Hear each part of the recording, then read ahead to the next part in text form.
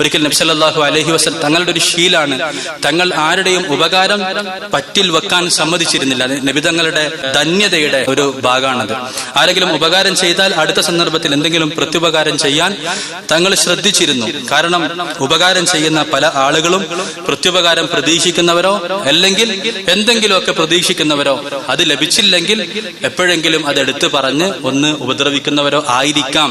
അങ്ങനെയൊക്കെ ചില സംസാരങ്ങൾ നടത്തുമ്പോൾ ഒരിക്കൽ തങ്ങൾ പറഞ്ഞു, ഞാൻ ആഗ്രഹിച്ചു പോയി, ഇനി ആരുടെ ഉപകാരവും സ്വീകരിക്കരുത്, ഇന്ന ആളുകളുടേതൊഴികെ. അപ്പൊ തങ്ങൾ ഉത്തരവാദപ്പെട്ട ഒരു സ്ഥാനത്തിരിക്കുന്നത് കൊണ്ടും ധന്യതയുടെ പൂർണ്ണതയുടെ ഭാഗമായിട്ട് തങ്ങൾ ആരുടെയും ഉപകാരം പറ്റിൽ അവശേഷിക്കാൻ സമ്മതിച്ചിരുന്നില്ല. അപ്പൊ ആരെങ്കിലും എന്തെങ്കിലും ഉപകാരം ചെയ്താൽ അടുത്ത സന്ദർഭത്തിൽ അദ്ദേഹത്തിന് എന്തെങ്കിലും തിരിച്ചുപകാരം ചെയ്യാൻ തങ്ങൾ ശ്രദ്ധിച്ചിരുന്നു.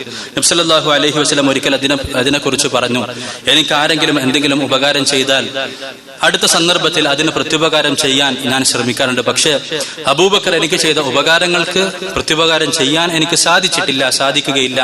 അതിന് പ്രത്യുപകാരം നാളെ അല്ലാഹു തആല അദ്ദേഹത്തിന് ആഖിറത്തിൽ നൽകും.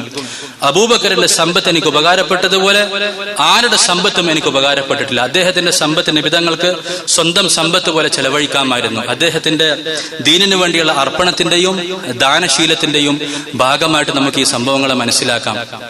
സമ്പത്ത് തങ്ങൾക്ക് വേണ്ടി എഴുതി കൊടുത്തതിന് തുല്യമായിരുന്നു. തങ്ങൾക്ക് ഇഷ്ടമുള്ളത് ചെലവഴിച്ചിരുന്നു, ഇഷ്ടമുള്ളത് തങ്ങൾ പിന്നത്തേക്ക് മാറ്റിവെച്ചിരുന്നു. ഒരിക്കൽ തങ്ങൾ സദഖ ചെയ്യാൻ ആവശ്യപ്പെട്ട സംഭവം നമുക്ക് കാണാം. ഉമർ റളിയല്ലാഹു അൻഹു പറയാണ്, എപ്പോഴെങ്കിലും അബൂബക്കർ റളിയല്ലാഹു അൻഹുവിനെ മറികടക്കണമെന്ന് ഞാൻ ആഗ്രഹിച്ചു. ഇതാണ് നല്ല അവസരമെന്ന് കരുതി എന്റെ കയ്യിൽ ആവശ്യത്തിന് വിഭവങ്ങൾ ഉണ്ടായിരുന്ന സമയമായതുകൊണ്ട് ഞാൻ എന്റെ സമ്പാദ്യത്തിന്റെ പകുതി ഭാഗം അള്ളാഹുവിന്റെ മാർഗത്തിൽ തങ്ങൾക്ക് വേണ്ടി ദാനം ചെയ്തു. അബൂബക്കർ റളിയല്ലാഹു അൻഹുവും ദാനം ചെയ്തു. അളവിൽ നോക്കുകയാണെങ്കിൽ ഉമർ റളിയല്ലാഹുവിന്റെ ദാനമായിരിക്കും മികച്ചു നിൽക്കുക. നബി തങ്ങൾ അദ്ദേഹത്തോട് ചോദിച്ചു, എന്താണ് വീട്ടിൽ ബാക്കി? സാധാരണ ആരും ചോദിക്കാത്തൊരു ചോദ്യം. എത്ര തന്നല്ലാതെ വീട്ടിൽ എന്താണുള്ളതെന്ന് ആരും ചോദിക്കാറില്ല. അബൂബക്കർ റളിയല്ലാഹുവിന്റെ മഹത്വം ഉമർ റളിയല്ലാഹു അൻഹുവിനും മുഴുവൻ ആളുകൾക്കും ബോധ്യപ്പെട്ടു. വീട്ടിൽ എന്ത് അവശേഷിക്കുന്നു എന്ന് ചോദിച്ചു.